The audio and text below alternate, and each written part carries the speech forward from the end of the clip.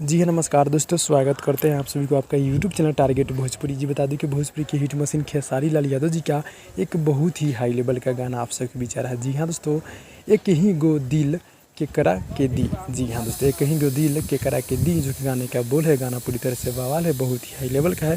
खेसारी लाल यादव जी और प्रियंका सिंह और शिल्पी राजी सॉन्ग को मिलकर पूरा किए हैं और 24 तारीख यानी कल सुबह 6 बजे वीडियो सॉन्ग डायरेक्ट रिलीज हो रहा है team films Bhojpuri YouTube channel के माध्यम से। जी हाँ, तो यानी कि टीएफ म्यूजिक से आप सबके बीच देखने को मिलेगा बहुत ही हाई लेवल का, जो कि गीत को लिखे हैं विजय चौहान जी और म्यूजिक है हमारे शेखर शर्मा जी का। जी हाँ दोस्तों, काफ़ी गजब के म्यूजिक देते रहते हैं। तो गाना कल सुबह 6 बजे टीम फिल्म से देखने को मिलेगा भोरे भोरे।